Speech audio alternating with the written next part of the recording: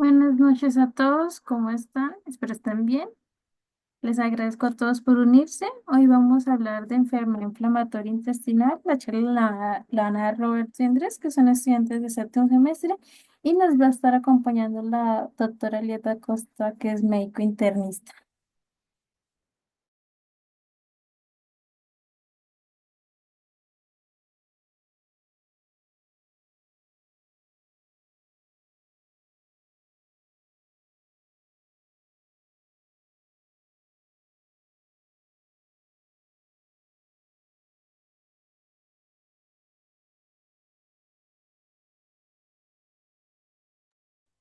Bueno, hola, buenas noches. Nosotros somos Roberto Saltarín y Andrés Ochoa. Somos estudiantes actualmente de séptimo semestre y el día de hoy les vamos a dar una charla acerca de la enfermedad inflamatoria.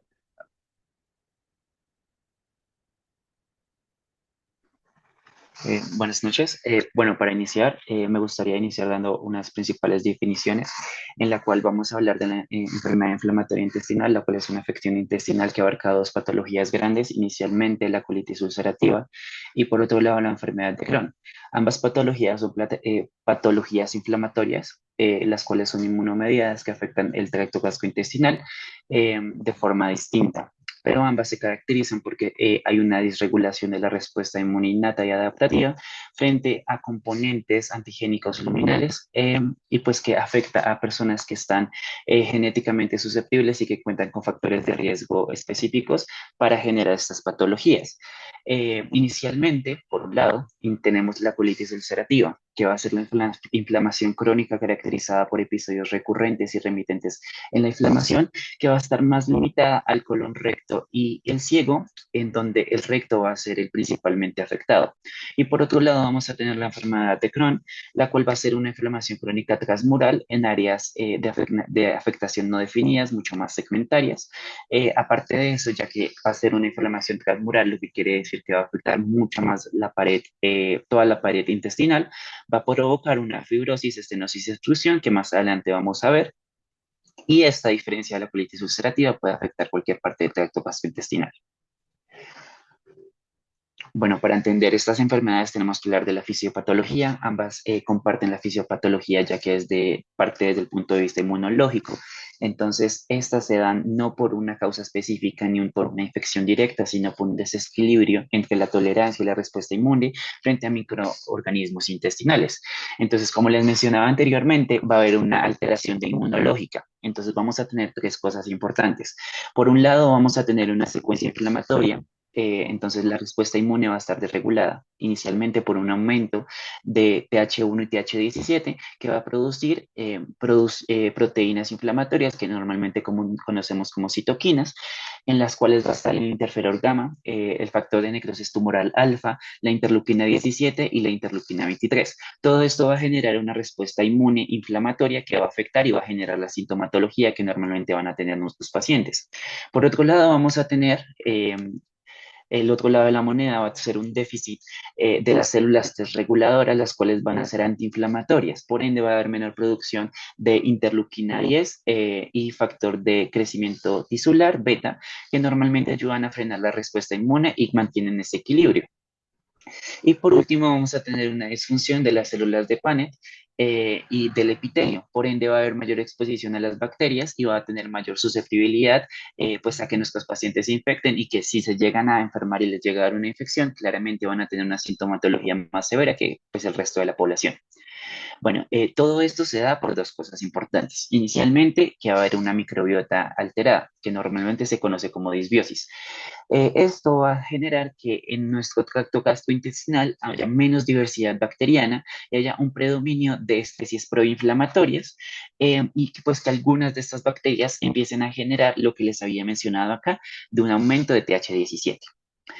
También va a haber factores como antibióticos, la dieta y la contaminación que pueden ayudar a que se dé esta disbiosis. Y por otro lado, vamos a tener una predisposición genética. Como tal, esto se sigue estudiando, pero se ha demostrado que hay más de 250 genes implicados en la fisiopatología de estas enfermedades, pero dentro de tantos genes se han destacado el NOD2, el IL23R, el ATG16L1 y el 21. Aparte de esto, pues estos genes y la codificación que tienen estos genes va a afectar el reconocimiento de microbios, va a aumentar la autofagia y la función epitelial y va a haber una desregulación inmune, que pues ya estábamos hablando.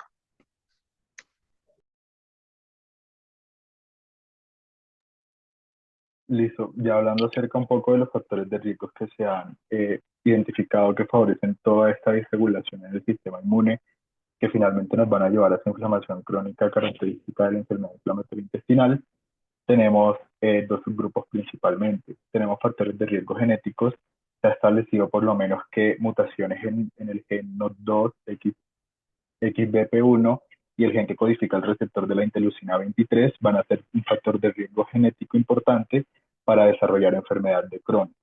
Por otro lado, mutaciones en FUT2 y también en el gen que codifica el receptor de la interleucina 23 van a ser factores de riesgo importantes genéticos para el desarrollo de la colitis ulcerativa. Se ha demostrado en estudios que los pacientes que cuentan con un complejo mayor de histocompatibilidad de tipo HLA-B27 tienen mayor susceptibilidad genética a desarrollar colitis ulcerativa de igual manera. En cuanto a los factores gastrointestinales y ambientales, tenemos para la enfermedad de Crohn una disbiosis intestinal, tabaquismo, una dieta alta en grasas y baja en fibra, deficiencia de vitamina E, uso temprano de antibióticos y falta de sueño. El tabaquismo decidimos subrayarlo porque es un factor de riesgo que se ha identificado en los últimos años. Aún no se ha establecido claramente cómo favorece toda esa disregulación del sistema inmune. Sin embargo, sí se sabe que los pacientes fumadores crónicos tienen una mayor posibilidad de desarrollar enfermedad de Crohn. En cuanto a la deficiencia de vitamina D, este factor de riesgo, al igual que el tabaquismo, pues se ha estudiado en los últimos años. Para la colitis ulcerativa realmente tenemos los mismos factores gastrointestinales y ambientales que para la enfermedad de Crohn, que son una disbiosis intestinal, una dieta alta en grasa, baja en fibra, un uso temprano de antibióticos y una falta de sueño. Recordemos que la disbiosis intestinal es un factor de riesgo demasiado importante porque es base de la fisiopatología de esta enfermedad, como lo mencionó mi compañero Andrés anteriormente. Siguiente, por favor.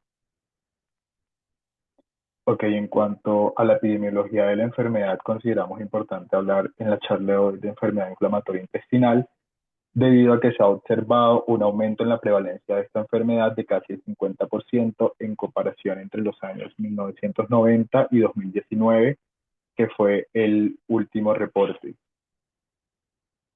Eh, En el 2019, el último reporte de casos estaba en 4.5 millones de casos reportados para este año. También en diferentes estudios se han hecho una estandarización de las tasas de prevalencia dependiendo de las edades de presentación, en edades más altas de presentación y edades más bajas. Cuando se hizo la estandarización de esas prevalencias por edades más altas, se encontró que en América del Norte era el país, era la región del continente en donde se presentaba mayormente la enfermedad inflamatoria intestinal en pacientes de mayor edad. Cuando se hizo la estandarización de la tasa de prevalencia por edades más bajas, se encontró que en la región del Caribe era el área donde se presentaba la enfermedad intestinal inflamatoria en pacientes de menor edad. Así como se han identificado diferentes factores de riesgo para el desarrollo de esta enfermedad, se han establecido factores sociodemográficos que juegan un rol importante, tales como la edad, el sexo y el grupo étnico del paciente.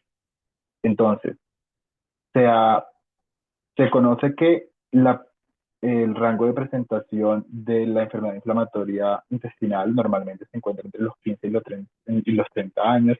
Sin embargo, se cree en los últimos años se ha planteado la posibilidad de que sea una enfermedad de presentación bimodal debido a que se ha estudiado un segundo pico de presentación entre los 50 y los 80 años. En cuanto al sexo, se ha establecido también que las mujeres tienen una mayor prevalencia, una mayor posibilidad de desarrollar enfermedad inflamatoria intestinal, y esto se cree que es debido a esos factores hormonales que las predisponen a diferentes disregulaciones en el sistema inmune. En cuanto al grupo étnico, se estableció que la enfermedad inflamatoria intestinal es más prevalente en poblaciones judías y tiene una menor incidencia en personas hispanohablantes y personas que pertenecen a la etnia de raza negra, en comparación con las personas que pertenecen a la población blanca. Siguiente, por favor. Ok, En cuanto a la epidemiología que tenemos registrada para nuestro país, se realizó un estudio observacional descriptivo y analítico de corte transversal en 9 ciudades del país, dentro de los cuales participó uno de los doctores de la Fundación Santa Fe, el doctor Gustavo Reyes, y pues básicamente este fue un estudio que incluyó a 2.291 pacientes con enfermedad intestinal inflamatoria que fueron atendidos en 17 centros de salud de diferentes áreas del país, y en los resultados principales se encontró que la colitis ulcerativa tiene una mayor afectación, o sea, la colitis ulcerativa es más prevalente que la enfermedad de Crohn a nivel nacional, si estandarizamos los resultados del estudio. ¿Por qué? Porque se encontró que un 79.1% de esos pacientes que fueron analizados presentaban colitis ulcerativas en comparación a un 19.9% de los pacientes que presentó enfermedad de Crohn. También es importante mencionar que el 0.9% de los pacientes no se pudo clasificar en ninguna de estas dos subtipos de enfermedad inflamatoria intestinal. En cuanto a las características demográficas que se observaron en los resultados, se encontró que las mujeres eh, tienen una mayor prevalencia debido a que, por ejemplo, la razón hallada para mujer-hombre en la colitis ulcerativa fue 1.1 a 1, y la razón mujer-hombre para la enfermedad de Crohn fue de 1.41, lo cual indica que las mujeres sí tienen una mayor presentación de esta enfermedad y es más prevalente en el sexo femenino. En cuanto a la edad promedio al diagnóstico, pues en Colombia se encontró que para la colitis ulcerativa la edad promedio de presentación es de los 42 a los 43 años, y para la enfermedad de Crohn es de los 45 a los 43 años. Ya hablando un poco acerca de las características anatómicas y clínicas de las dos enfermedades, tenemos que para la colitis ulcerativa se encontró que el mayor sitio de afectación o la mayor presentación en estos pacientes fue una colitis izquierda con un 35.7% de los pacientes. Y también se demostró que el 30.6% de esos pacientes desarrollaron, una colitis ulcerativa grave o severa. En cuanto a la enfermedad de Crohn, se demostró que la localización anatómica más frecuente es en el ilion, y se encontró que el comportamiento clínico más común en la enfermedad de Crohn de estos pacientes fue un comportamiento clínico inflamatorio, que ya vamos a entender más adelante a qué hace referencia a esta clasificación. Bueno, ya yéndonos de base a la enfermedad de Crohn, me gustaría iniciar dándoles el concepto, pues que como lo mencionábamos antes, pues que se trata de una enfermedad inflamatoria, pues que tiene un carácter recurrente y crónico, pero pues es importante mencionar que tiene una etiología desconocida, lo que quiere decir pues que no tenemos una causa específica en que podamos tratar, pues para que poder curarla. Pero se ha asociado mucho pues a esta respuesta inmunológica alterada, que se ha demostrado y que ha habido varias teorías por lo cual se ocurre. Entre estas vamos a tener inicialmente el genotipo del huésped, lo que mencionamos anteriormente de la importancia genética, pues que de la información que ya venimos de base desde el momento en que nacemos. La microbiota intestinal, que también va ligada al genotipo del huésped, ya que pues si tenemos una alteración en la microbiota vamos a tener posiblemente más probabilidad de generar esta enfermedad. Y por último, factores ambientales que anteriormente mencionaba mi compañero Roberto, pero que la revista colombiana de gastroenterología menciona cuatro importantes, que son el tabaquismo, la vida urbana en ciudades grandes y la exposición a antibióticos de forma crónica. También el uso de anticonceptivos orales. Todos estos tres componentes pues dan una mayor probabilidad de generar una alteración de la respuesta inmunitaria, y pues son una de las teorías que se tiene de una posible aproximación a la teología de la enfermedad. Bueno, esta enfermedad puede afectar cualquier parte del tracto digestivo, desde la boca hasta el ano, y esto va a afectarlo por medio de una inflamación segmentaria, asimétrica y transmural, que por ende engloba a todo el espesor de la pared del tracto gastrointestinal e implica complicaciones evolutivas como fístulas, abscesos y estenosis. Antes de seguir, tenemos que recordar que esta enfermedad afecta cualquier parte del tracto digestivo y toda la pared gastrointestinal, a diferencia de la colitis ulcerativa que se limita a la mucosa del colon. Entonces, esa es una de las principales diferencias entre las dos enfermedades y pues que es de gran importancia al momento del diagnóstico. Y pues como lo dijo mi compañero también, las zonas más frecuentemente afectadas va a ser el ilion terminal y el ciego. Esto varía dependiendo de la literatura. Hay literatura que dice que hay partes del intestino delgado y del intestino grueso que se ven más afectadas, pero los últimos reportes siguen dando la consistencia de que la más afectada es el ilion terminal y el ciego. Ahora, ¿cuáles son las manifestaciones clínicas por las cuales nuestros pacientes van a llegar a consulta?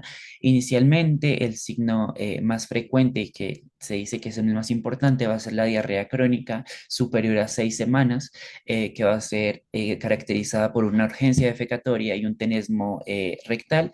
Dependiendo del contenido de la diarrea, podemos hacer una aproximación hacia dónde está el daño o dónde está la inflamación. Entonces, si tenemos una diarrea con presencia de sales biliares, vamos a posiblemente tener una afectación ileal.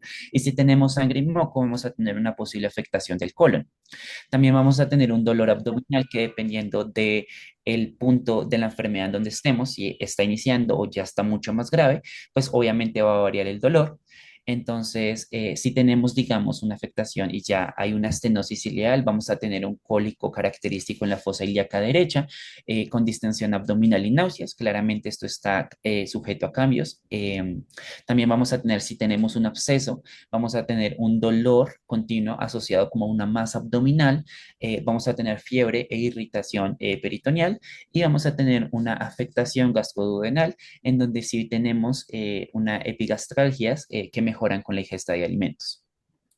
Por otro lado, y es algo que normalmente se nos puede olvidar al momento de evaluar nuestros pacientes, es la pérdida de peso.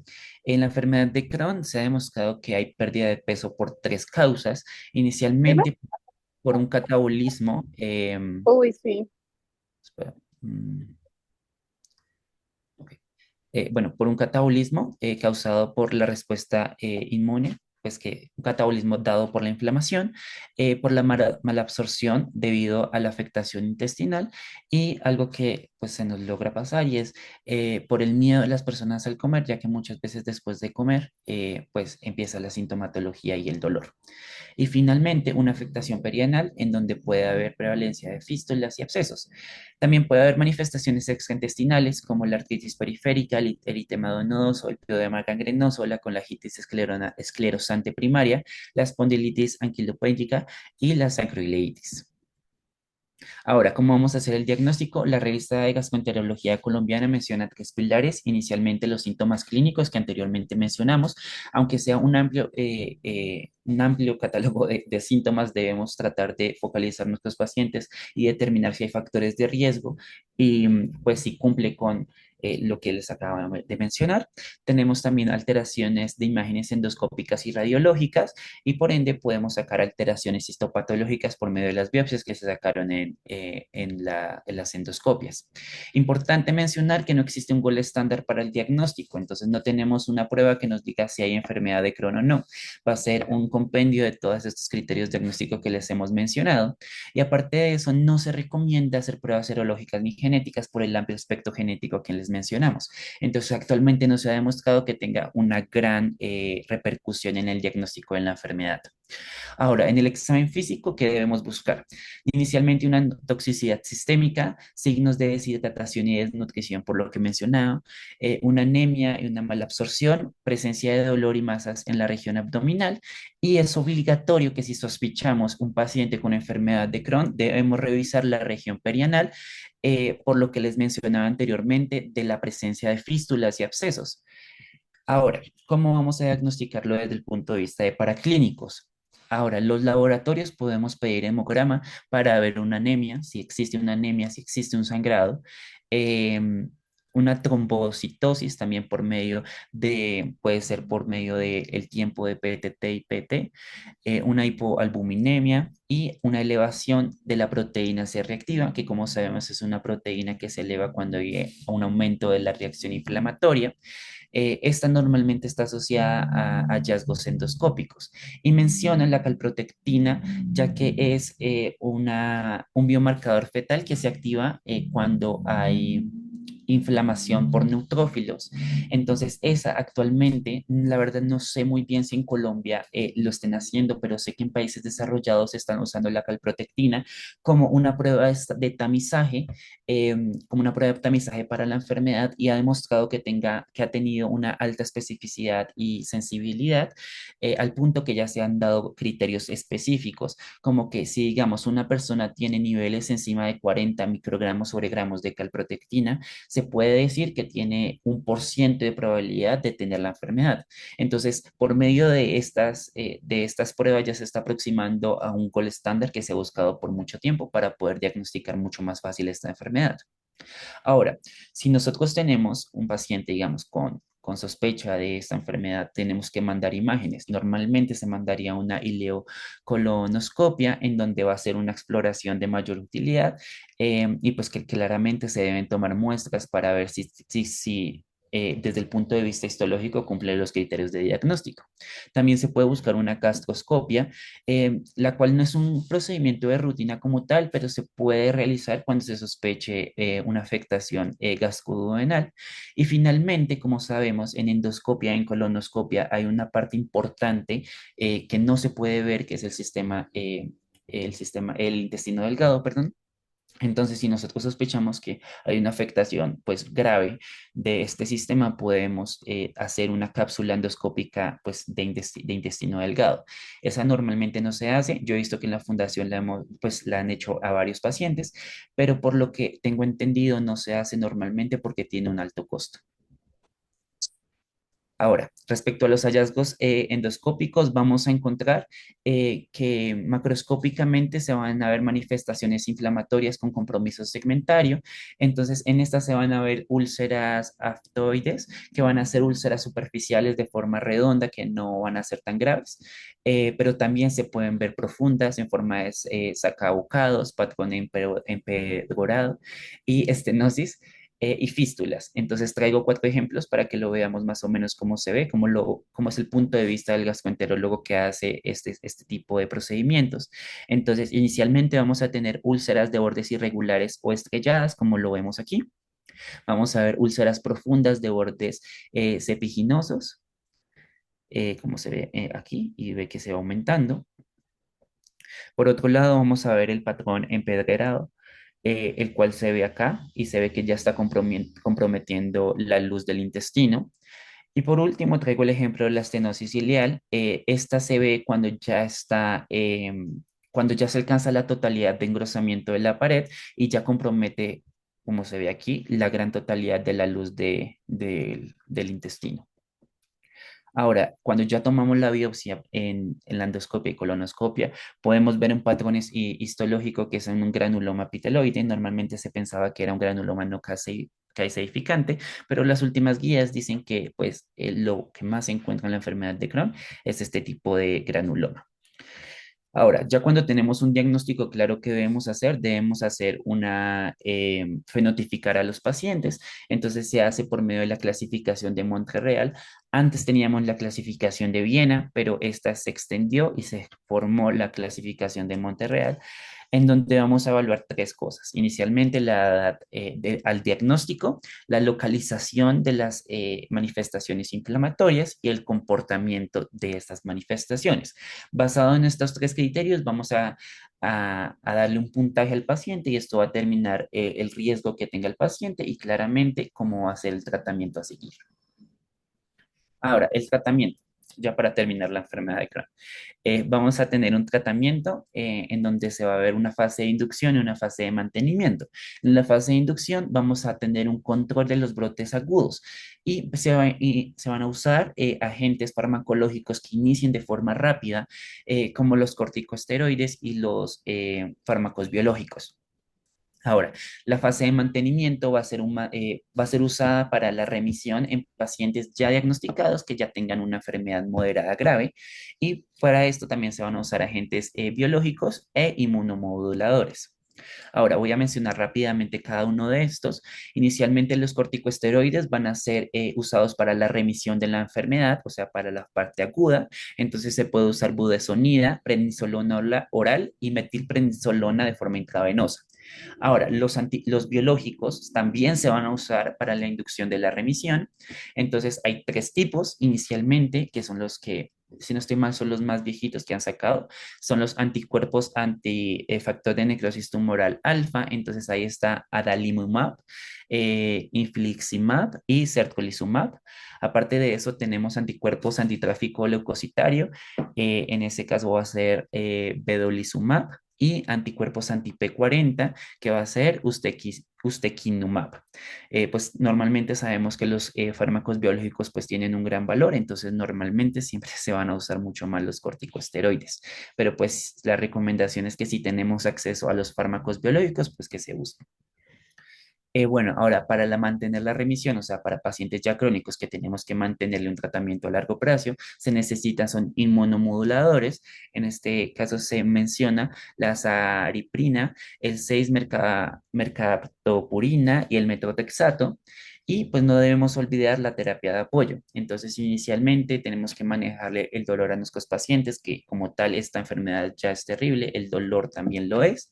Entonces, para esto debemos evitar los AINES por sus efectos secundarios de úlceras. También tenemos que manejar la diarrea para evitar deshidratación. Entonces, para esto también se formularía loperamida y colestiramida. También tenemos que hacer una optimización de dietética en donde tenemos que decirle a nuestros pacientes que pues deben tener un seguimiento con nutrición, aparte de eso aumentar fibra, disminuir grasas, disminuir alimentos procesados o alimentos que irriten más las manifestaciones inflamatorias que pues ya tienen los pacientes en el tracto gastrointestinal. Y aparte de eso, modificación del estilo de vida, pues que eso ya va mucho más a largo plazo. Y antes de terminar, es importante recordar que los corticosteroides se pueden inducir para la remisión, o sea, para el tratamiento a corto plazo, pero se deben suspender para el largo plazo. ¿Por qué? Porque se ha demostrado que no ayudan en la cicatrización del tracto gastrointestinal, sino por el otro lado puede aumentar riesgo de complicaciones como aumento de las úlceras y aumento de sangrados porque no están dejando que cicatrice pues las alteraciones que ya estaban. Bueno, entonces espera un segundo, varias cosas. Hola niños, ¿cómo van? Hola doctora, ¿cómo estás? Varias cosas. Entonces, lo más importante que deben saber de la enfermedad de Crohn es principalmente que afecta más intestino delgado distal y ilion proximal y pisciec. Entonces, no es que la biopsia, no es que la videocápsulas la usemos ¿para qué? Porque es muy costosa, que sí lo es, sino porque puede, primero, como es estenosante, también puede quedarse obstruida. Y recuerden siempre que tanto la colitis ulcerativa como la enfermedad de Crohn son enfermedades cuyo diagnóstico es completamente histológico. No me sirve de nada hacer una videocápsula si yo no voy a poder tomar una biopsia. Entonces, si se acuerdan que la colonoscopia va hasta el ciego, tocaría hacer, y si tengo afectación de más arriba del ciego, pues toca hacer una iliocolonoscopia, que es un tipo de colonoscopia que requiere más tiempo y se va en salas de cirugía. En la Fundación solo la hace la doctora Rey, porque requiere hacer la colonoscopia y después del ciego tratar de flanquearlo e intentar llegar hasta el sitio de ahí. Eso por un lado. Recuerden siempre las enfermedades extraintestinales.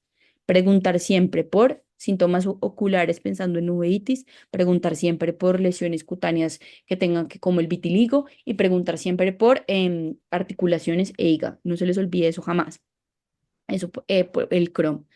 Y budesonida no tenemos oral en Colombia. Entonces acá usamos prednisona o usamos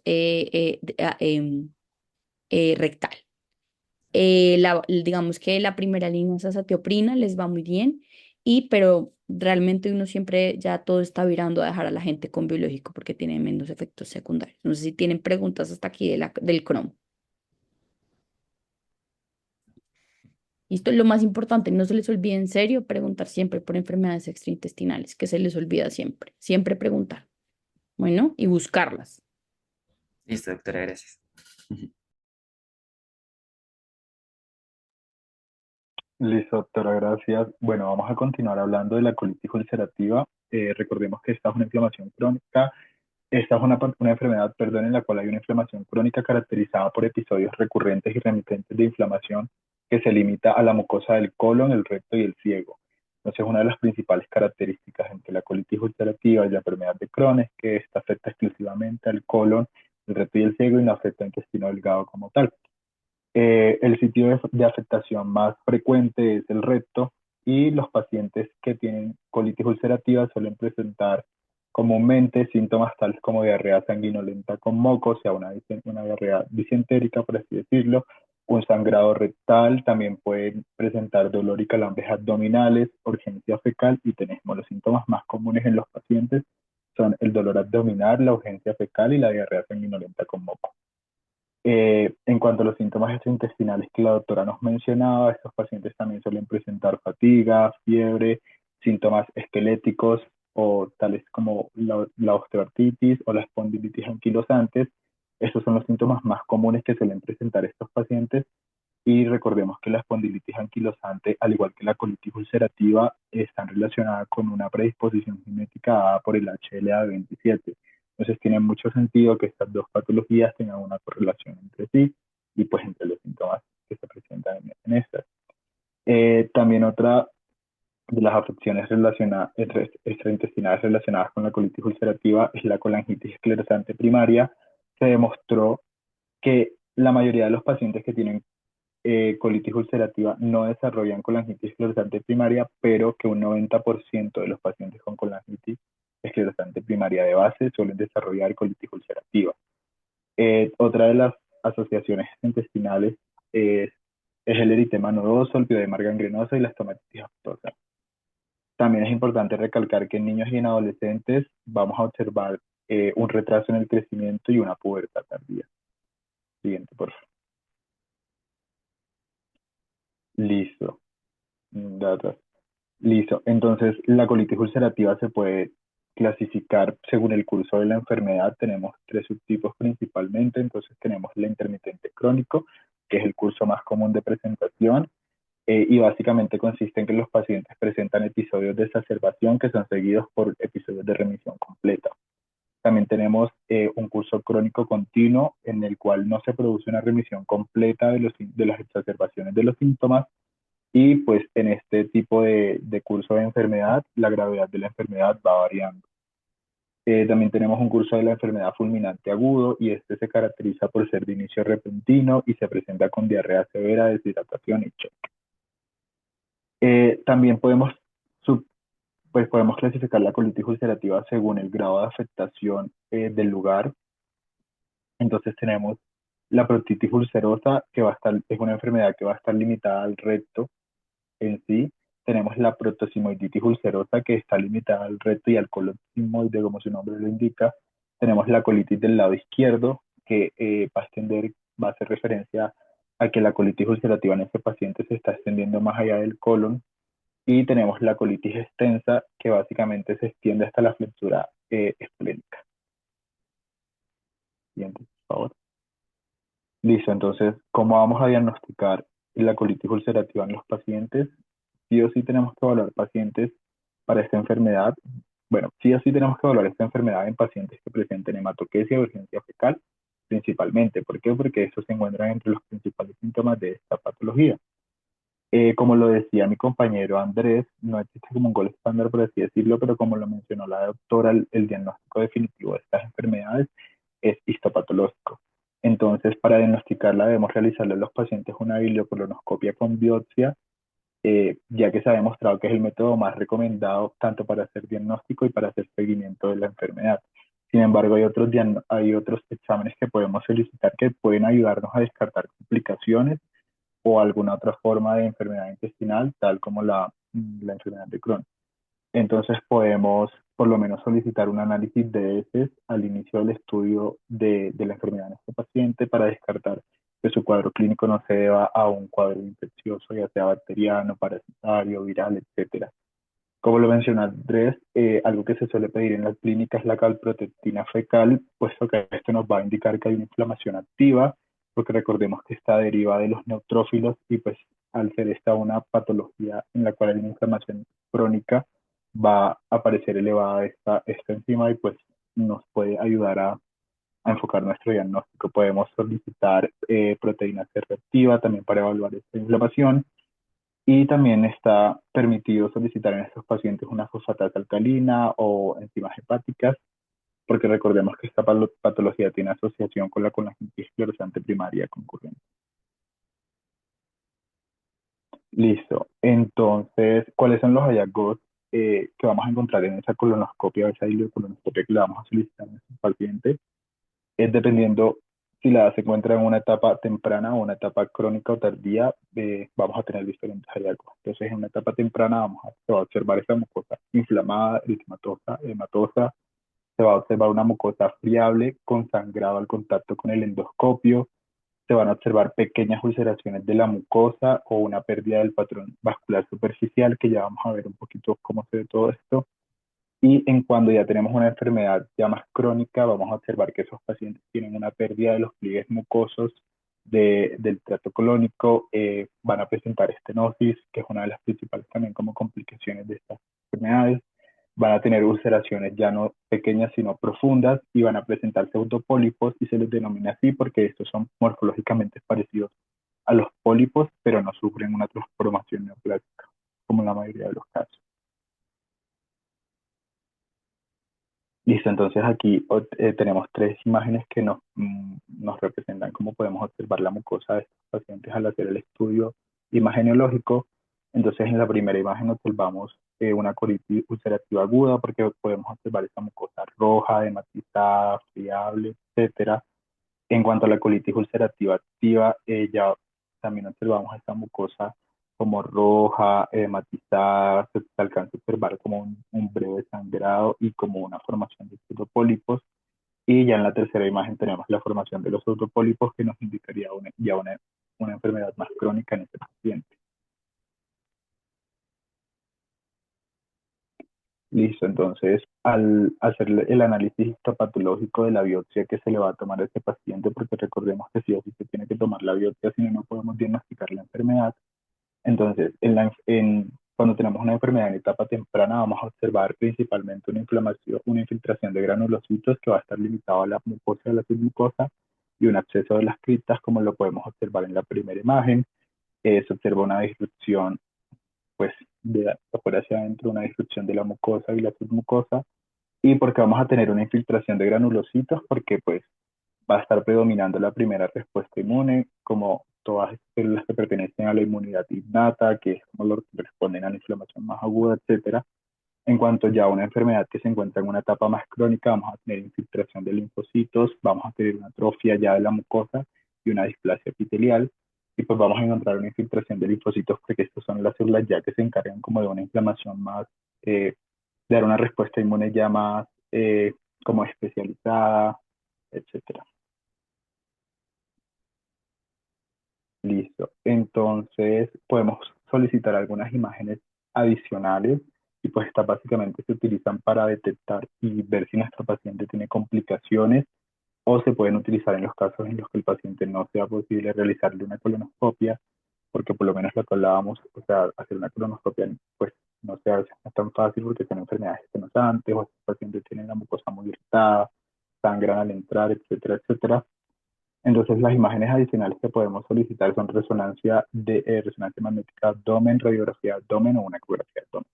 La resonancia la vamos a solicitar en aquellos pacientes que tienen síntomas que no pueden explicarse por la actividad de su enfermedad observada en la endoscopia. O sea, por ejemplo, un paciente que tiene síntomas ya muy severos, que no sé, de una enfermedad ya muy avanzada, pero que al hacer el estudio endoscópico esos resultados no cuadran con lo observado en esa imagen, es válido solicitar la resonancia magnética del abdomen. En cuanto a la radiografía de abdomen, esta se va a solicitar en los casos graves y lo que permite es observar como complicaciones de esta enfermedad la literatura menciona que se puede observar un aspecto de tubo de plomo en estos pacientes, porque recordemos que esos pacientes también una de las complicaciones que tienen es un megacolon, el colon, la inflamación de toda esta mucosa del tracto colónico lleva a un crecimiento de ese tracto. Y la ecografía de abdomen la podemos utilizar para realizar seguimiento de la actividad de la enfermedad en estos pacientes y pues para evaluar la respuesta al tratamiento. Listo. Al igual que en la enfermedad de Crohn, la colitis ulcerativa también puede ser clasificada según la clasificación de Montreal y pues básicamente esta se pues la subclasifica teniendo en cuenta dos cosas, la extensión de la colitis y la gravedad de la colitis. Entonces, según la extensión, se puede clasificar en proctitis ulcerosa, colitis ulcerativa del lado izquierdo, colitis ulcerativa extensa, y teniendo en cuenta la gravedad, pues ya se puede tener más en cuenta como los síntomas del paciente, los exámenes, las alteraciones en los laboratorios que ha tenido, etcétera, etcétera. Es importante mencionar que la clasificación de Montreal es importante hacérsela a estos pacientes, puesto que permite como tener una idea del pronóstico de estos pacientes y de la respuesta al tratamiento que van a tener. También es más fácil comunicarse entre médicos debido a esta clasificación porque pues ya teniendo una estadificación es mucho más fácil entender cómo es esa enfermedad que tiene nuestro paciente. Siguiente, porfa. Listo. Y pues también encontré esto en la literatura que me basé para realizar como la parte de colitis ulcerativa y mencionaban que se puede dar para la enfermedad también un índice de actividad de la colitis determinado por la Escuela Americana de Gastroenterología, en la cual se tienen en cuenta diferentes criterios, que es como la cantidad de veces que va al baño hace poco el paciente, la frecuencia del sangrado en las heces, la urgencia fecal, los niveles de hemoglobina, porque recordemos que pues, los pacientes tienden a ser anémicos y ya cuando es una enfermedad muy severa pueden llegar a requerir transfusión. Tenemos la eritrosedimentación, tenemos los niveles de proteínas C reactiva, etcétera, etcétera. Listo, entonces entre los diagnósticos diferenciales debemos tener en cuenta la enfermedad de Crohn principalmente, una diarrea exudativa inflamatoria, una enfermedad diverticular, una colitis isquémica, una colitis infecciosa, una enfermedad celíaca y una diarrea inflamatoria. Son los principales diagnósticos diferenciales que toca tener en cuenta al hacer el estudio de esos síntomas que está presentando nuestro paciente para poder llegar a un diagnóstico. Cabe mencionar que con la enfermedad celíaca se ha demostrado que existe una relación entre la enfermedad inflamatoria intestinal y los pacientes con enfermedad celíaca, puesto que sí se encontró en diferentes estudios que se han hecho que es más prevalente la presentación de una o de la otra en pacientes que ya de base tienen ya sea enfermedad inflamatoria intestinal o enfermedad celíaca. Listo, y hablando acerca del tratamiento, pues recordemos que las clasificaciones que mencioné anteriormente nos permiten determinar si el paciente está cursando con una colitis ulcerativa moderada, severa o grave. Entonces, el tratamiento para una colitis ulcerativa leve a moderada va a ser con aminosalicilatos tópicos en dosis de 1 gramo día. Y básicamente, como mencionó Andrés, el tratamiento de estos pacientes se divide en dos fases, una fase de remisión de los síntomas y una fase de mantenimiento. Entonces, ese uso de aminofilatos tópicos se recomienda en esta dosis para inducir la remisión en estos pacientes que tienen una proctitis activa leve a moderada. Proctitis es inflamación del recto y recordemos que la presentación más frecuente, el lugar de afectación más frecuente de esta enfermedad es el recto. Entre estos fármacos que pertenecen a este grupo farmacológico tenemos la mesalamina, perdón, y pues lo que se ha recomendado es que estos pacientes utilicen supositorios tópicos de mesalamina. Eh, ya hablando de aquellos pacientes que presentan una colitis izquierda o extensa, ya, o sea, su colitis ya no se limita solo al colon, sino que va más allá, se recomienda el tratamiento con los aminosalicilatos tópicos y orales. Y para estos pacientes se recomienda no el supositorio, sino el enema. También se pueden agregar corticosteroides en aquellos pacientes que no toleren la terapia con los aminosalicilatos o que no logren la remisión con estos. Y se puede llegar a utilizar corticoides rectales como la budesonida, pero ya la doctora nos mencionó que en Colombia pues no tenemos budesonida oral, pero no sé si contemos con budesonida tópica en este momento. Entonces puede ser budesonida como corticoide rectal o puede llegarse a utilizar corticoide sistémico como la prednisona. Con esto sí contamos. Listo. Entonces, pues nada, lo que mencioné anteriormente, debemos hacer un tratamiento inicialmente de remisión de sus síntomas y luego un tratamiento de mantenimiento. Se ha demostrado que el tratamiento con amicilatos orales en dosis de entre 3 y 4,8 por día, sulfasalazina 4,5 por día, favorecen esta remisión de los síntomas en pacientes con colitis ulcerativa activa de leve a moderada, con cualquier extensión que vaya más allá del recto. O sea, que no se limite solo al recto como su nombre lo dice. Toda esta información y estos datos los sacamos de un artículo que fue publicado en la revista de Gastroenterología Americana, en la cual se llegó a un consenso del tratamiento de estos pacientes a nivel del continente. En cuanto a los pacientes con enfermedad ulcerativa leve a moderada que logren una remisión clínica con esos aminofilatos orales o tópicos, se recomienda continuar la misma terapia para el mantenimiento de la remisión completa y la dosis recomendada debe ser individualizada para cada caso o se recomienda una dosis de al menos 2 gramos al día. Recordemos que pues estos fármacos tienen como efectos adversos, no sé, el aumento de los gases que se denomina flatulencia, el dolor abdominal, las náuseas, diarrea, cefalea, irritación de la piel y pueden llegar a causar trombocitopenia. Listo, el tratamiento de la colitis ulcerativa que se clasifique de moderada a grave va a comenzar, la primera línea va a ser los corticoides orales, como la prednisona, y pues esto básicamente lo que vamos a hacer es también iniciar prednisona para favorecer la remisión de los síntomas en estos pacientes y también se ha demostrado que el uso de los inmunosupresores como la azathioprina se recomienda para el mantenimiento de la remisión en los pacientes que tienen una colitis ulcerativa moderada grave que son corticoides dependientes.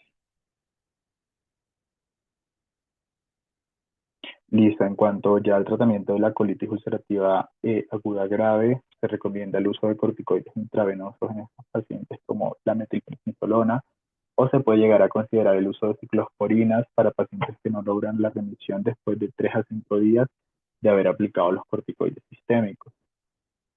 Entonces, en la guía de gastroenterología latinoamericana se proponen dosis de 60 miligramos por día para la metilprednisolona o dosis de 100 miligramos cada 6 a 8 horas para la hidrocortisona, y esto para favorecer la remisión de los síntomas de ese paciente.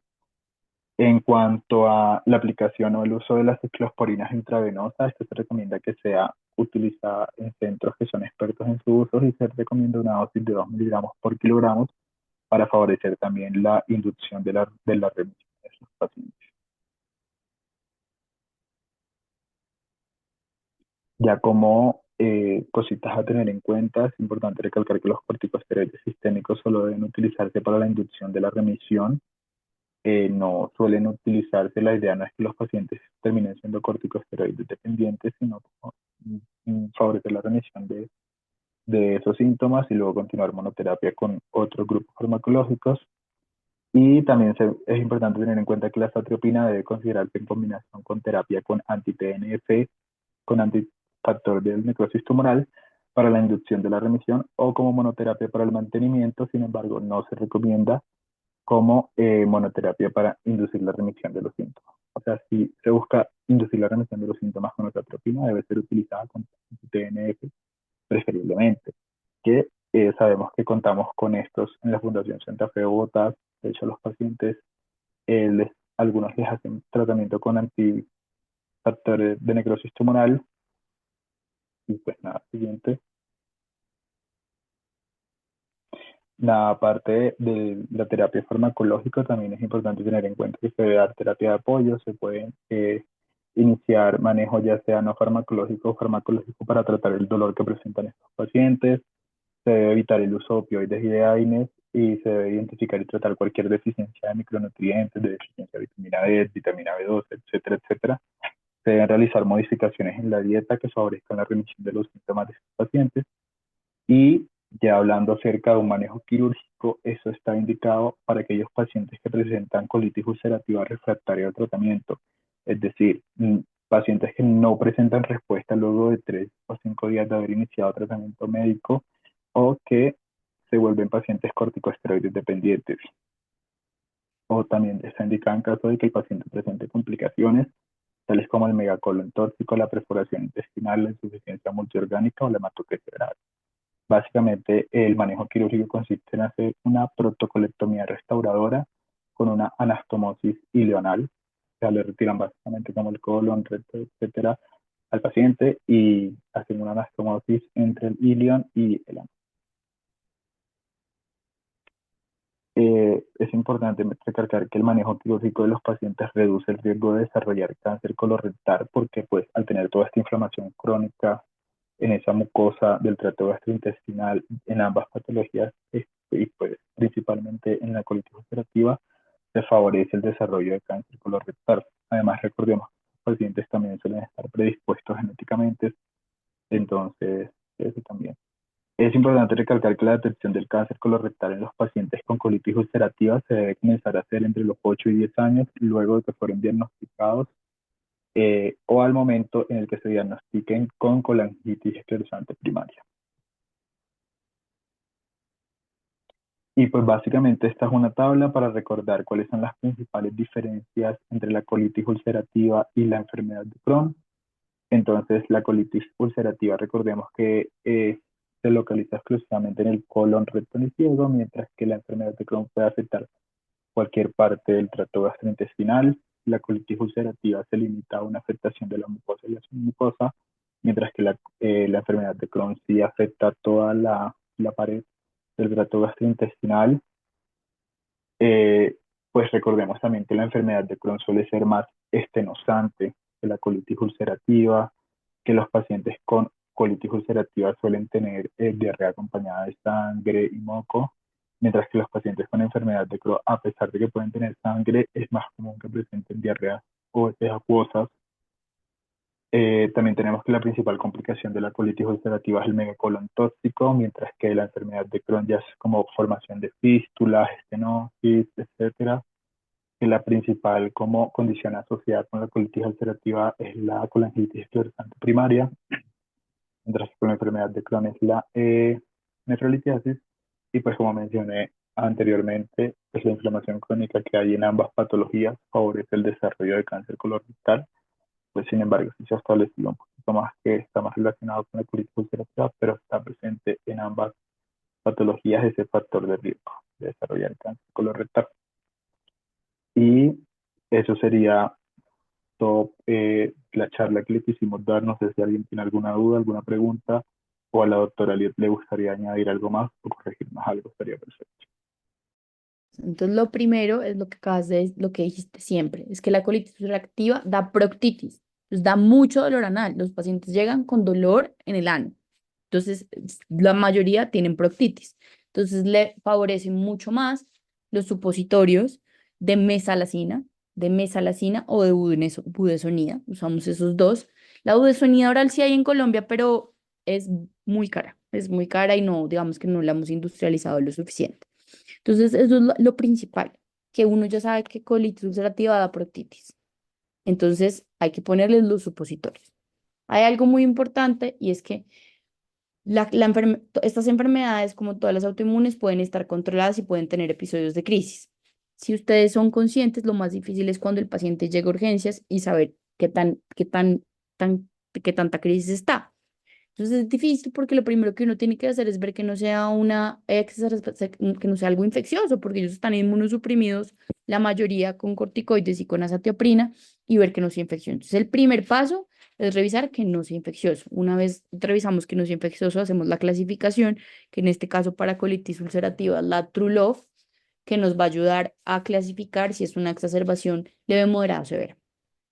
Y dependiendo de eso, definimos el inicio de corticoides sistémicos, usualmente es metilprednisona a 40 miligramos, o entramos y pedimos una colonoscopia, porque como ellos están inmunosuprimidos, pueden tener oportunistas, siempre antes de iniciar la inmunosupresión, siempre toca descartar principalmente citomegalovirus en el colon. Entonces, no se les olvide eso, no sé si tienen preguntas.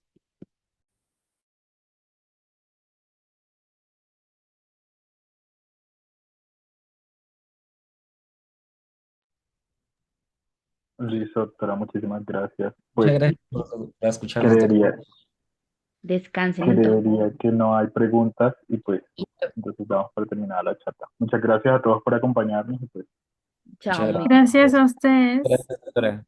Hasta luego.